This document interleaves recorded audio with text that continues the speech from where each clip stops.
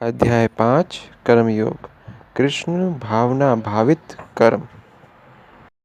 अर्जुन ने किया, हे कृष्ण, पहले तुसी मनु काम त्यागने दे खातरों कहते हो और बात भक्ति पूर्वक काम करने दा आदेश देंदे हो। क्या तुसी औण कृपा करके पक्के रूप नाल ये मनु कैसो कि इन दोवां में से कौन सबसे ज्यादा लाभकारी है। श्री भगवान ने उत्तर देता, मुक्ति दे खातरों ता काम दा परित्याग तथा भक्ति में कर्म योग दोवें ही उत्तम है, किंतु इन दोनों में कर्म दे परित्याग नाल भक्ति युक्त कर्म श्रेष्ठ है। जो पुरुष ना ता कर्म फला नाल नफरत कर दे और ना कर्म फल की इच्छा कर दे, वह नित्य हमेशा सन्यासी जाना जाता है। हे महाबाहु अर्जुन, ऐन मनुष्य सारे द्वंद्वा होड़ नाल दूर होकर भवबंधन जीवन मरण नू पार करके पूर्णतया मुक्त हो जाता है। अज्ञानी ही भक्ति कर्म योग नू भौतिक जगत दे विश्लेषात्मक अध्ययन सांख्य नाल अलग कहते हैं। जो असली ज्ञानी है वे कहते हैं कि जो इसमें से किसी एक मार्ग अच्छी तरह चल दें वे दोनों दे फल प्राप्त कर लेंगे। जो ये जानता वे कि विश्लेषात्मक अध्ययन सांख्य द्वारा प्राय स्थान भक्ति द्वारा भी प्राप्त की जा सकती है, और इस तरह जो सांख्य योग तथा भक्ति योग नू एक समान देखते हैं वही वस्तुओं नू ओंजी रूप नाल देखते हैं। भक्ति च लगे बिना केवल सारे कर्मां दा परित्याग करने नाल कोई सुखी नहीं बन सकता, परंतु भक्ति में लगा हुआ विचारवान व्यक्ति शीघ्र ही परमेश्वर नू प्राप्त कर लेंदे। जो भक्ति भाव नाल कर्म करदे, जो शुद्ध आत्मा वे, जो अपने मन तथा इंद्रियां नू वश में रखते, वह सारे नू प्रिय होंदे और सभी लोग उसनू प्रिय हैं। इंज व्यक्ति कर्म करता हुआ भी कभी नहीं बदया जाता। दिव्य भावना मृत नाल जुड़िया हुआ पुरुष देखते सुनते छूने सूंघने खाते चलते फिरते सोते तथा सांस लेते हुए भी अपने अंदर सदैव ये जानता रहता कि वास्तव में वह कुछ भी नहीं करता। बोलते त्यागने ग्रहण करते या आंखें खोलते बंद करते हुए भी वह यह जानता है कि भौतिक इंद्रियां अपने अपने विषयों लगी हैं और वह इन सारे न अलग है। व्यक्ति कर्म फला नू परमेश्वर नू समर्पित करके मोह रहित होकर अपना कर्म करता है, वह पाप कर्मा नाल ओंजी प्रकार अप्रभावित दूर रहता है, जिस प्रकार कमल दे पत्ते पानी च बिना पानी नू छुए रहते। योगी जन आसक्ति रहित होकर शरीर मन बुद्धि तथा इंद्रियां दे द्वारा भी केवल शुद्धि दे खातरों कर्म कर दे। निश्चल भक्त शुद्ध शांति प्राप्त करते हैं, क्योंकि वह समस्त कर्मफल मुझे अर्पित कर देते हैं। किंतु जो व्यक्ति भगवान नाल जुड़िया नहीं और अपनी मेहनत दा फलकामी है, वह बदया जाते। जब देहधारी जीवात्मा अपनी प्रकृति नू वश में कर लेंदा है और मन नाल समस्त कर्मां दा परित्याग कर देंदा है, तब वह 9 द्वारे वाले नगर भौतिक शरीर इच बिना कुछ किए कराए सुखपूर्वक रहंदा है। शरीर रूपी नगर दा स्वामी देहधारी जीवात्मा ना ता कर्म दा उत्पत्ति कर दे, ना लोगां नू कर्म करने दे खातरों प्रेरित कर दे, ना ही कर्म फल दी रचना कर दे। ਇਹ ਸਭ ਤਾਂ ਪ੍ਰਕਿਰਤੀ ਦੇ ਗੁਣਾਂ ਦੁਆਰਾ ਹੀ ਕੀਆ ਜਾਂਦਾ।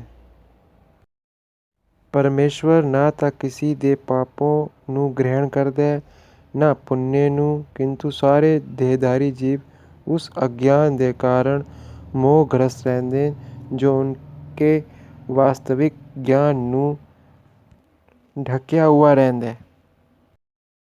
ਕਿੰਤੂ ਜਬ ਕੋਈ ਉਸ ਗਿਆਨ ਨਾਲ ਜਗਿਆ ਹੁੰਦਾ ਜਿਸ ਨਾਲ ਅਵਿਦਿਆ ਵਿਨਾਸ਼ ਹੁੰਦੀ ਏ, ਤਾਂ ਉਸਦੇ ਗਿਆਨ ਨਾਲ ਸਭ ਕੁਝ ਉਸੀ ਤਰ੍ਹਾਂ ਪ੍ਰਗਟ ਹੋ ਜਾਂਦਾ ਜੈਂਜ ਦਿਨ 'ਚ ਸੂਰਜ ਦੀ ਸਾਰੀ ਰੋਸ਼ਨੀ ਨਾਲ ਵਸਤੂਆਂ ਪ੍ਰਕਾਸ਼ਿਤ ਹੋ ਜਾਂਦੀਆਂ ਹਨ। ਜਦੋਂ ਮਨੁੱਖ ਦੀ ਬੁੱਧੀ, ਮਨ, ਸ਼ਰਧਾ ਤਥਾ ਸ਼ਰਨ सब कुछ भगवान में स्थित हो जाता है, तब वह पूर्ण ज्ञान द्वारा समस्त पाप एचों शुद्ध हो जाता है और मुक्ति दे रस्ते ते अगे होता है। विनम्र साधु पुरुष अपने वास्तविक ज्ञान के कारण एक विद्वान तथा विनीत ब्राह्मण, गाय, हाथी, कुत्ता तथा चंडाल नू समान दृष्टि संभाव नाल देखते हैं। जिन्हां दे मन एकता तथा बराबरी में स्थित है, उन्होंने जन्म तथा मृत्यु के बंधना नू पहले ही जीत लिया है। वह ब्रह्मा के समान निर्दोष है और सदा ब्रह्मा में ही स्थित रहते हैं।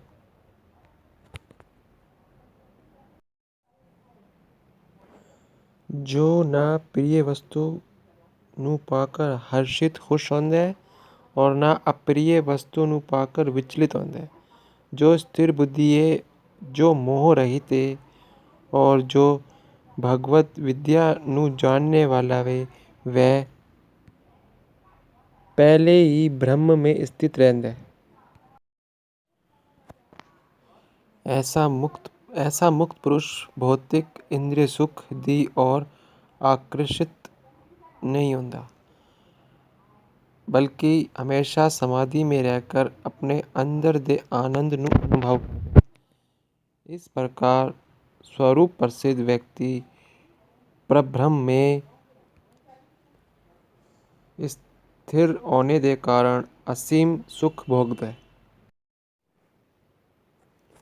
बुद्धिमान मनुष्य दुख के कारणों भाग नहीं लेंदा जो भौतिक इंद्रियों के सहयोग नाल उत्पन्न होंदे हैं। हे कुंती पुत्र, ऐसे भोगों का आदि तथा अंत होंदा है, अतः चतुर व्यक्ति उनमें आनंद नहीं लेंदे। यदि इस शरीर नू त्यागने से पहले कोई मनुष्य इंद्रियों के प्रवाह नू सहन करने तथा इच्छा एवं क्रोध के वेग नू रोकने में समर्थ होंदा है, ता वह इस संसार च सुखी रह सकता है।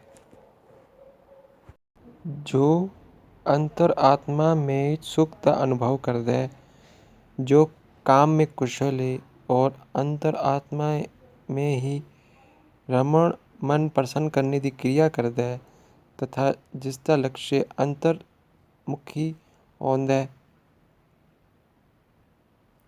वह सचमुच पूर्ण योगी है।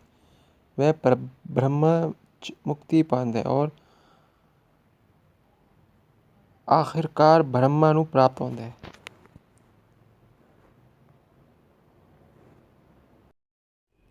जो लोग शाक नाल उत्पन्न होने वाले द्वैत स्पर्धा होड़ नाल परे होन, जिन्हां दा मन आत्म साक्षात्कार च रत है और समस्त जीवों के कल्याण कार्य करने च वह हमेशा व्यस्त रहंदे और जो सारे पापां कोलों दूर हैं, वह ब्रह्म निर्वाण मुक्ति नू प्राप्त।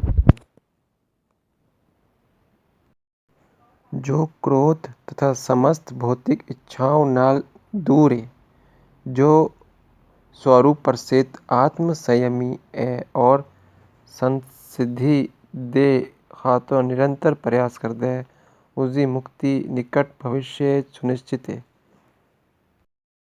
सारे इंद्रिय विषयों नू बाहर करके अखियां नू अवरोध के बीच में केंद्रित करके प्राण तथा अपान वायु ਨੂੰ नथनों ਦੇ भीतर रोककर और इस तरह मन इंद्रियां तथा बुद्धि ਨੂੰ वाश में करके जो मोक्ष ਨੂੰ लक्ष्य बनाता है वह योगी इच्छा भय तथा क्रोध नाल दूर हो जाता है। जो निरंतर इस अवस्था च रहता है वह अवश्य ही मुक्त है।